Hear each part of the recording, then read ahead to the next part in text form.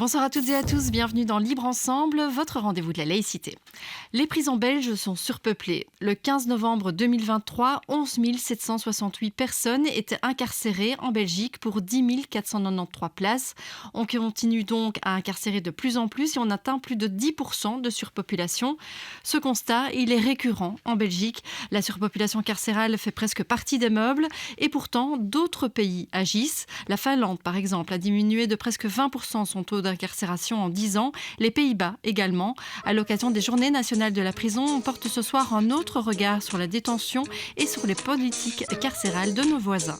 Libre Ensemble, Vinciane Colson, Jacques Nizan. Montrer que d'autres politiques carcérales existent, apporter des chiffres précis sur les prisons, mais également faire remonter des témoignages du quotidien en prison à travers le monde. Ce sont les objectifs du site Prison Insider.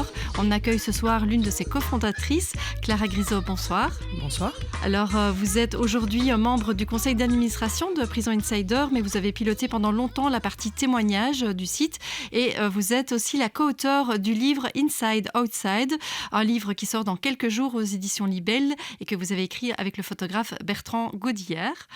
Et à vos côtés, on accueille Sarah Grandfils. Bonsoir. Bonsoir. Vous êtes membre du bureau du Conseil central de surveillance pénitentiaire. Alors, Clara Grisot, on a parlé de Prison Insider. Est-ce que vous pouvez nous dire un petit peu quelles sont les origines de ce projet ? Alors, Prison Insider naît d'un constat, celui que les informations sur les prisons, elles existent, mais elles sont le fait de soit d'organisations extrêmement spécialisées ou militantes, ou alors le fait de quelques personnes, de proches de personnes détenues. Donc, en fait, toutes ces informations existent, mais elles sont soit difficiles d'accès, disséminées, pas vérifiées, elles ne remontent pas. Et donc, l'objectif de Prison Insider, c'est de se dire on veut créer une plateforme sur laquelle toute personne concernée par la question des prisons peut retrouver une information sur l'état des prisons à travers le monde. Et l'objectif, c'est d'avoir un site d'information, donc un site internet. C'est une plateforme qui est en accès libre, en 3 langues, français, anglais, espagnol, avec 3 grands piliers qui sont premièrement informer, donc c'est-à-dire fournir des données sur des données chiffrées, mais également des fiches pays. Donc, pour un certain nombre de pays, on a des fiches pays qui regroupent 380 critères à peu près, qui viennent dérouler comme ça le fonctionnement d'une organisation pénitentiaire. Combien il y a d'hommes, combien il y a de femmes, est-ce qu'ils mangent, est-ce qu'ils travaillent, est-ce qu'ils sont payés, est-ce que leur salaire est au-dessus ou en deçà de ce qui est pratiqué à l'extérieur. Voilà. Et donc, il y a tout ce déroulé-là par pays. Ensuite, vu que c'est par pays, on peut comparer les indicateurs d'un pays à un autre. Donc, on peut regarder, par exemple, le taux d'incarcération en France, en Belgique, en Finlande, au Brésil. Et puis, on a des dossiers thématiques avec un sujet et se dire, comment les pays vont répondre à la question des troubles psychiques des personnes incarcérées. Donc là, on va faire ce travail-là sur 6, 8, 10 pays. Et puis la dernière partie, qui était celle pour laquelle j'étais en charge, qui était la partie du témoignage.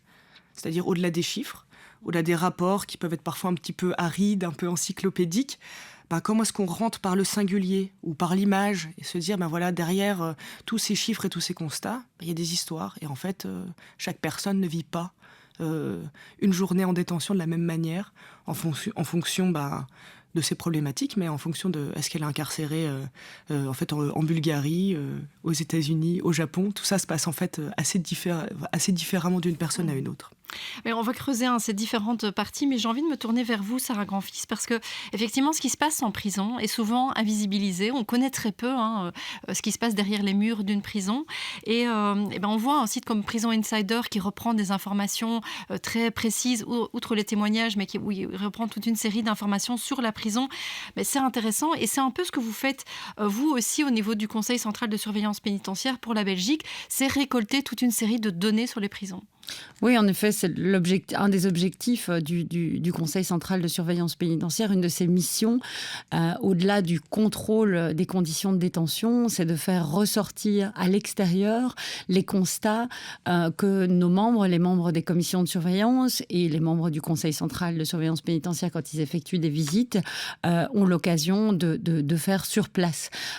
C'est par la publication des rapports, non seulement les rapports annuels du Conseil central et des commissions de surveillance, mais des rapports de visite ou des rapports sur des questions thématiques, on fait ressortir toute une série d'informations aussi objectives que possible par rapport à la situation des différents établissements pénitentiaires, parce que alors Prison Insider compare un pays à l'autre sur base de son système pénitentiaire. Nous, on va comparer une prison à l'autre, une manière de détenir à une autre, d'une maison de détention à une maison de transition ou à une prison, une maison d'arrêt, une maison de peine, avec un régime semi-ouvert ou un régime plus fermé.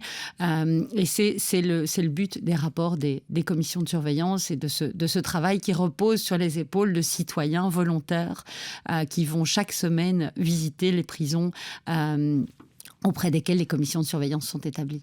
Et du coup, la force de cette comparaison que vous faites, on va dire, entre prisons du pays, c'est de quoi? C'est de voir un peu les bonnes pratiques, les choses qui se font bien d'un côté ou qui se font mal d'un côté et de l'autre? Oui, on va dégager... Le but est toujours de pouvoir faire ressortir à la fois les problèmes qui émergent des différentes demandes, des différents griefs qui sont soulevés par les détenus qui résident dans les prisons concernées, et de pouvoir déterminer parmi ces problèmes quels sont ceux qui relèvent de dysfonctionnements structurels et à propos desquels il faut s'attaquer, je dirais, de manière plus structurelle au niveau des établissements, au niveau local ou au niveau central, mais c'est aussi de mettre en évidence les bonnes pratiques et de les partager.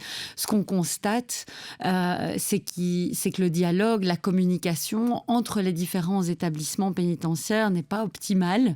Alors, je pense que la surpopulation n'y est pas pour rien. Chacun est très, très occupé à sa tâche, vu le nombre de personnes qui sont incarcérées, vu l'insuffisance de personnel, vu les différents problèmes qui affectent les différents établissements. Et donc, ce dialogue, cette communication entre établissements n'a pas toujours lieu de manière suffisante. Et donc, on essaye aussi de faire ressortir ces bonnes pratiques et de pouvoir les disséminer. Mais ça reste assez compliqué parce que pour pouvoir prendre connaissance de ces rapports, il faut du temps aussi. Oui, il faut aller sur place aussi. Mais donc, Claire Grisot, vous l'avez dit, une des parties du site, c'est vraiment cette comparaison entre différents pays et ces données récoltées qui permet donc de comparer les différentes politiques carcérales dans différents pays. Quelle est la force pour vous de cette comparaison? Quel est l'intérêt? L'intérêt de la comparaison, on l'a, on va dire... on l'a souligné dès le début de la création de Prison Insider. L'idée, c'était de situer aussi des pratiques au regard de ce qui se fait ailleurs. Quand j'entends parler Sarah Grand-Fils, par exemple, je me dis que c'est extrêmement intéressant de voir comment fonctionnent les commissions de surveillance, puisque finalement, on voit que dans d'autres pays, il n'y a pas c'est pas organisé de la même façon. Et de se dire, voilà, comment est-ce que on engage les citoyens à aller surveiller la prison qui est à côté de chez eux, ou alors est-ce que c'est dévolu à des professionnels. Tout ceci est quand même assez intéressant. Situer des pratiques, c'est aussi de voir, par exemple, il y a quelque chose qui est extrêmement intéressant, c'est la structuration de l'organisation de l'administration pénitentiaire. Est-ce que l'administration pénitentiaire dépend du ministère de la Justice ou du ministère de l'Intérieur ? Et puis on voit qu'il y a des réformes institutionnelles où on voit tout à fait que ça peut être assez différent d'un pays à un autre. Ou comment, par exemple, en 94, en France, on parlait plus de médecine pénitentiaire puisque les services de soins sont sortis du giron du ministère de la Justice pour être au ministère de la Santé. Ce qui est d'ailleurs réclamé en Belgique depuis longtemps. Ouais. Voilà, et donc c'est quand même très intéressant de voir comment tout ça se structure et de se dire, il y a quand même des pays qui fonctionnent différemment. Et puis, qu'est-ce que ça produit ? Ou par exemple, au moment de la crise du Covid, l'équipe de Prison Insider, dont je faisais encore partie en tant que salarié, on a regardé ce qui se passait et comment les prisons répondaient à l'épidémie de Covid-19. Et voilà, et puis est-ce qu'il procédait à l'isolation à l'isolement des personnes, comment tout ça s'organisait dans une situation d'urgence, est-ce qu'il procédait à des libérations anticipées, est-ce qu'il diminuait le nombre d'entrées, est-ce qu'il procédait à des aménagements de peine. C'est assez intéressant de voir dans des situations de crise comment chaque pays en fait répond à l'urgence. Voilà, donc l'intérêt de la comparaison, c'est moins pour dire, moins pour classer en fait que s'inspirer, puisqu'en fait toute politique publique a besoin de s'inspirer, d'être évaluée et donc de se situer par rapport à ses voisins. On voit qu'on est quand même dans un monde qui est à la fois dans la coopération et de la mondialisation. Donc en fait, on ne peut pas rester totalement hermétique à ce qui se passe chez nos voisins. Mais alors, c'est vrai qu'ici, on est en plein dans les journées nationales de la prison qui ont pour objectif de mettre en avant justement le vécu en prison, les conditions de vie, les conditions de détention, la politique carcérale en Belgique. Et le thème de cette 10e édition, c'est 10 ans ferme, rien n'a bougé. Est-ce que, Clara Grisot, on voit que dans d'autres pays, il y a quand même des choses qui bougent? Est-ce qu'il y a des pays qui se démarquent par des politiques pénitentiaires un peu innovantes parce que quand on voit le thème des journées en Belgique, c'est un peu déprimant. On reviendra dessus, Sarah Grand-Fils, peut-être sur voir quand même s'il n'y a pas des choses qui ont bougé. Mais est-ce qu'il y a d'autres pays qui peuvent nous inspirer? Alors en fait, je voudrais cette thématique des journées nationales de prison, je me suis dit, oh là là, c'est quand même pas très engageant, mais en même temps, faut dire les choses, quoi. Je vais vous lire quand même le début du rapport d'activité, donc le dernier rapport d'activité du contrôleur général des lieux de privation de liberté, donc qui est l'organisation, le mécanisme national de prévention pour la France, qui commence son rapport comme ça. Inertie, définition. Manque d'activité, d'énergie, état de ce qui ne bouge pas ou peu. Synonyme, apathie, immobilisme, inaction, facilité. C'est assez navrant, mais l'inertie est un mur auquel se heurtent les alertes incessantes du CGLPL sur l'état déplorable de lieux qu'il visite. Certes, il y a bien quelques progrès, mais trop peu. L'état semble endormi. Ça veut tout dire.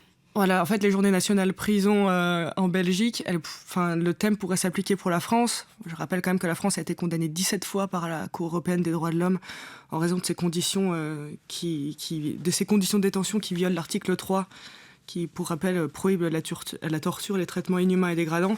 La surpopulation, il n'y a jamais eu autant de monde dans les prisons françaises. Donc ce constat, effectivement, extrêmement noir sur les prisons françaises. On a l'impression qu'effectivement, la prison n'a jamais été la priorité, en tout cas, des pouvoirs publics. Il y a toujours une grande violence, on bafoue les droits humains et la dignité tous les jours dans les prisons françaises.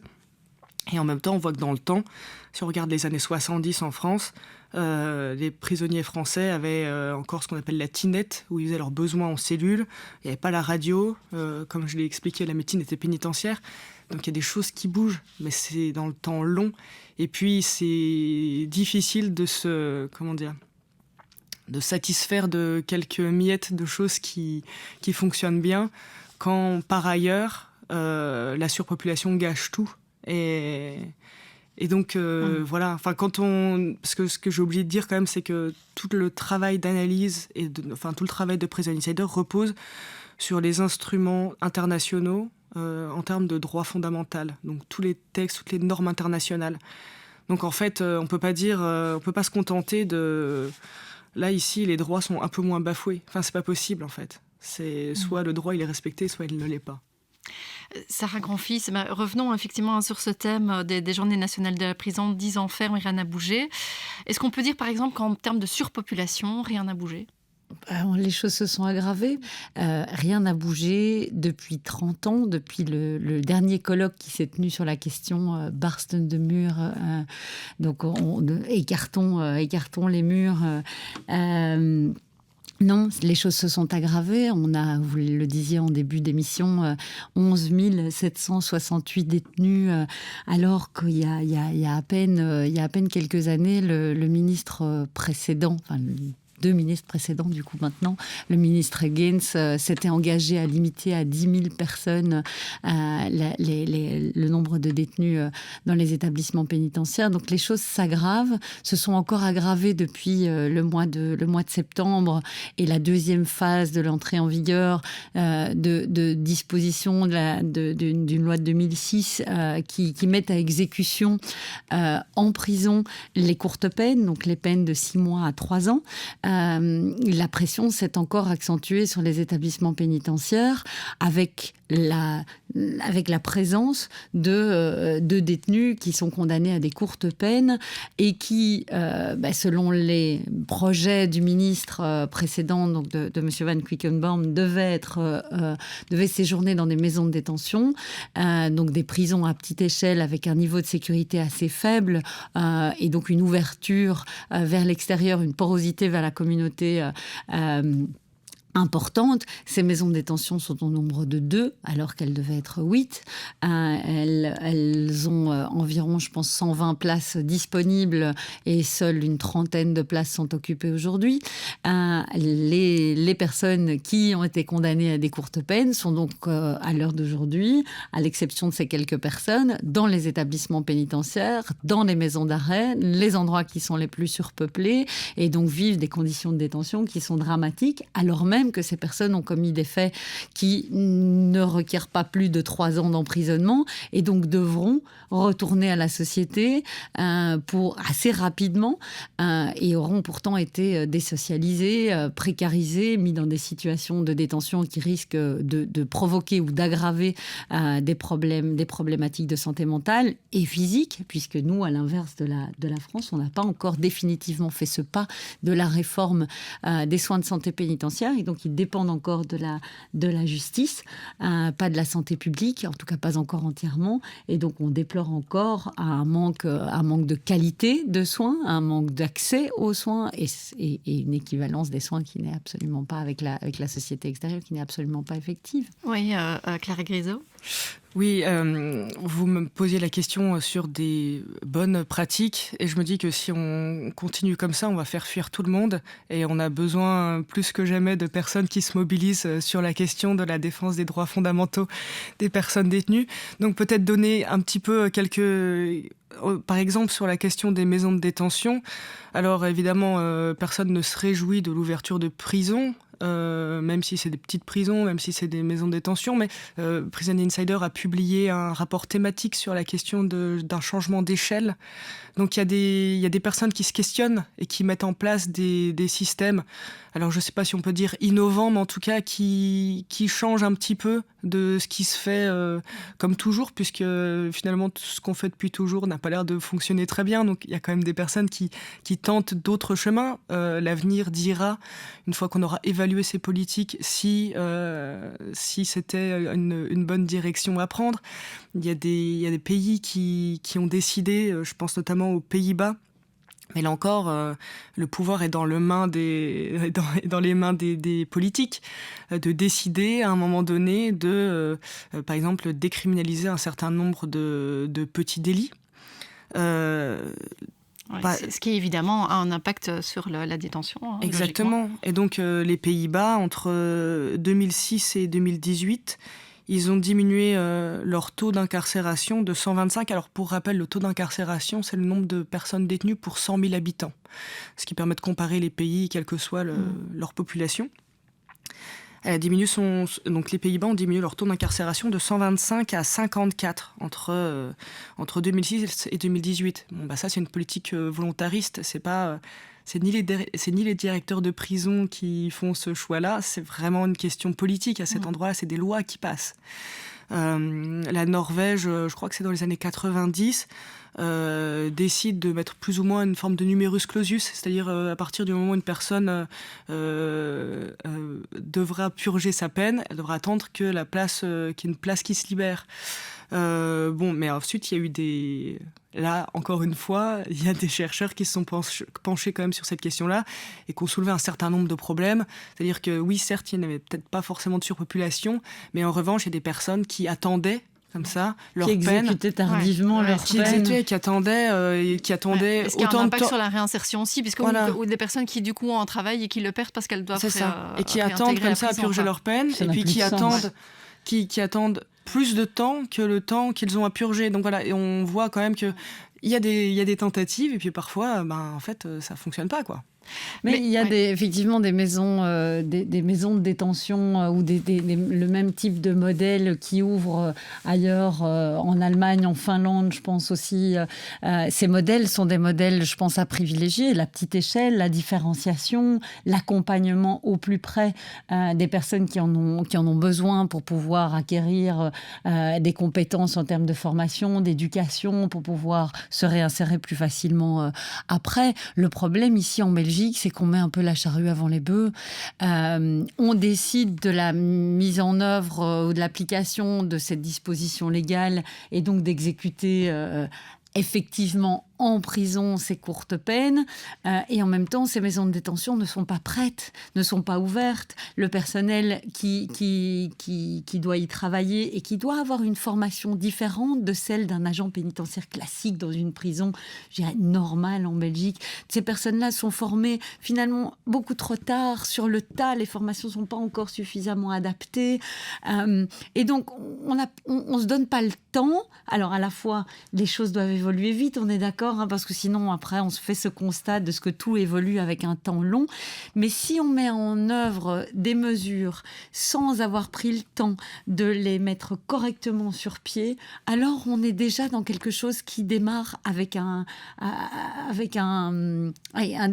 défaut au départ. On ne se donne pas toutes les chances. Que ce soit au niveau de Prison Insider, où vous avez vraiment toute une série de témoignages, et alors dans votre livre, on va en parler, Claire Grisot, mais que ce soit aussi au Conseil central de surveillance pénitentiaire, le témoignage est important. Par exemple, Sarah Grandfils, vous, en Belgique, votre rôle notamment, c'est de récolter des témoignages, de recevoir des plaintes ou des témoignages de détenus sur comment la vie se passe en prison. Oui, alors c'est assez archaïque comme système, mais dans chaque prison, en tout cas les anciennes, il y a des boîtes aux lettres sur les différentes ailes où se répartissent les cellules des personnes détenues. Et les personnes détenues ont la possibilité d'écrire ce qu'on appelle des petits billets de rapport qui vont aller poster dans ces boîtes aux lettres, où ils vont aller expliquer les problèmes qui se présentent à eux. Ce sont souvent des appels à l'aide que relèvent chaque semaine les membres des commissions de surveillance. Ils vont avec leurs petites clés ouvrir les boîtes aux lettres, chercher les billets de rapport, les parcourir et, si nécessaire, aller revoir les détenus pour approfondir la demande ou pour leur expliquer que la demande ne relève pas de la commission de surveillance, mais bien du service de santé, du greffe ou de leur avocat, parce que ça dépasse les limites de notre mandat. Dans les prisons modernes, ces billets de rapport se déposent via les systèmes informatiques, les plateformes qui existent et qui permettent aux détenus, depuis leur cellule, de poster un message. Mais c'est la même idée, c'est de pouvoir se plaindre, déposer une demande, exposer sa situation et de demander l'assistance de la commission de surveillance qui va pouvoir, par le biais de la médiation, mais surtout en fait d'un dialogue, faciliter la résolution du problème, de la situation qui concerne la personne avec les différents services de la prison, avec comme but ultime, comme je le disais tout à l'heure, de croiser en fait ces différents témoignages et de se dire que si on a sur une semaine reçu une 50aine de plaintes, de billets de rapport qui concernent la cantine ou le mauvais fonctionnement du système du service de santé, eh bien, c'est qu'il y a un problème à ce niveau-là, et un problème de plus grande ampleur qu'il va falloir tenter de résoudre par le biais d'un dialogue avec la direction ou avec la personne qui est responsable du service de santé. Oui, donc dans l'importance de donner la parole aux détenus. Et donner la parole aux détenus, Clara Grisot, vous l'avez fait pendant plusieurs années sur le site Prison Insider, où il y a vraiment une section témoignages, où des détenus et détenues, d'ailleurs, de tous les pays témoignent très régulièrement. Et vous vous avez fait ici aussi un projet qui s'appelle Inside Outside, projet qui va donner naissance à un livre là dans quelques jours. Et ça, c'est un projet que vous avez mené avec un photographe. Est-ce que vous pouvez nous dire un petit peu quelle était votre démarche avec ce photographe ? Ce projet est né de la rencontre avec Bertrand Godillère, qui est photographe, et qui avait déjà effectué un travail tout seul, on va dire, enfin tout seul et avec une personne avec laquelle il avait entretenu une correspondance photographique. Et donc c'était une personne détenue en France, et pendant tout le temps de la détention de cet ami qui était incarcéré, il lui avait envoyé des photos toutes les semaines, avec rien d'autre que la photo, et l'autre lui répondait depuis l'intérieur. Et donc voilà, c'était un pont entre l'intérieur et l'extérieur. Et puis quand Prison Insider a rencontré Bertrand Godillère, on a tout de suite vu la possibilité de pouvoir déployer ce projet à l'international. Et donc, pour être sur une correspondance qui ait du sens, on a décidé de la centrer autour des 5 sens, de se dire que c'était peut-être une manière assez universelle de parler de la privation de liberté, c'est de se dire en parlant des 5 sens, donc goût, ouïe, odorat, toucher, de se dire, en fait, la privation de liberté, quelles que soient les conditions matérielles de détention, qu'on ait l'eau chaude, l'eau froide, qu'on dorme par terre ou sur un lit, finalement, la privation prolongée de liberté, elle altère notre façon d'être au monde. Donc, elle altère le corps, et donc elle altère les sens. Et donc on s'est dit, donc ça c'était l'intuition de départ, on s'est dit il faut la vérifier. Et donc du coup on a envoyé la même photo à 14 personnes détenues qui étaient incarcérées dans 9 pays différents. Donc, alors, je ne sais pas si je vais réussir à tous m'en souvenir, mais donc États-Unis, Guatemala, Colombie, Argentine, France, Suisse, Ukraine, Liban, Japon, Italie. Ça y est, je les ai tous. Et puis on a envoyé ces photos accompagnées d'une légende, puisque le but c'était vraiment, à cet endroit-là, Prison Insider était comme un facilitateur de cette... puisqu'on avait la capacité déjà de mettre en lien, de connaître un petit peu quelles sont les manières de correspondre, et puis de traduire surtout, puisqu'en fait c'est 9 pays, 14 personnes détenues, mais en fait 6 langues. Et donc du coup, nous on avait toute cette capacité de traduction pour que ces personnes-là nous répondent depuis leur lieu d'incarcération, de ce que cette photo leur évoquait depuis leur lieu d'enfermement, et d'avoir une parole libre. Et donc, on est arrivé sur des témoignages qui n'ont rien à voir avec ceux qu'on publie habituellement. C'est-à-dire que des personnes détenues se sont senties la liberté, et c'était ça qu'on voulait aussi, de partir sur une fiction, ou de nous écrire sur de la prose, mais voilà, il y avait toute une inventivité. Et puis, voilà, Bertrand répondait avec une autre photo. Voilà, donc il y avait 2 photos par sens. La première photo sur le temps, la dernière photo sur l'espace. Et donc voilà, ça a duré un peu plus d'1 an. Et j'ai envie de vous interrompre pour donner juste un extrait d'un témoignage qu'on trouve sur le site et qu'on retrouvera, je pense, dans le livre. Donc c'est face à une photo qui évoque le toucher. C'est Kaladel, femme de 28 ans détenue au Japon, qui écrit « Le toucher est une douleur douce amère, il vaut mieux l'oublier. N'y pense donc pas, cher cœur, n'y pense pas. Ne verse pas une larme pour l'étreinte d'un père ou le baiser d'une mère. Ne rêve pas à la chaleur de la joue d'un enfant appuyé, chaude et douce contre la tienne, ni à l'étreinte magnétique liquide d'un amant. Ne rêve pas aux vêtements trempés par la pluie dans des jardins au printemps, ou au froid rude de la neige qui brûle la paume de ta main. Ferme les yeux et oublie, pense plutôt à d'autres choses, car le toucher est l'amour, et l'amour est mort. » Je trouvais ça assez symbolique de, voilà, effectivement, ces 5 sens qui sont un peu auxquels les détenus et détenues n'ont plus vraiment accès, finalement, en prison. Ouais, ça m'émeut toujours à chaque fois, parce que je me souviens de recevoir ces lettres, et c'est d'une intimité folle, en fait, où vraiment on touche quand même à des questions... Ça, c'est déchirant, en fait, avec des personnes détenues qui nous expliquent que sur le temps, par exemple, en fait, autour de moi, rien n'a bougé. Mais par contre, je vois que la cime des arbres, elle est plus haute que quand je suis rentrée il y a 10 ans en prison. Et j'ai vu les rides naître sur mon visage. Enfin, et toutes ces choses-là qui sont...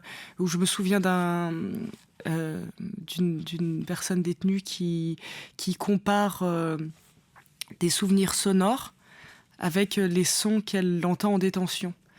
Et puis d'un seul coup, le grincement de la porte devient le cri d'une mouette. Et voilà, il y a tout ce travail-là. Et voilà. Donc c'est un ouvrage qui va sortir, comme vous le disiez, sous peu, et qui est très sensible. Voilà. Et donc l'idée, c'était de rentrer dans la prison par ce contact en fait avec ces personnes-là, par une histoire singulière, par une manière d'être au monde qui nous rassemble énormément. Puis c'est des textes qui sont magnifiques. Merci beaucoup, en tout cas à toutes les deux, donc, de nous avoir sensibilisés à cette question. Je rappelle donc Lara Grisot, le site Prison Insider, qui est vraiment une mine d'infos. Et alors ce livre Inside Outside qu'on peut déjà commander sur le site des éditions Libelle. Et Sarah Grandfils, donc le Conseil central de surveillance pénitentiaire qui produit ses rapports annuels. Merci beaucoup à vous de nous avoir suivis et une belle soirée à tous. Au revoir. Au revoir.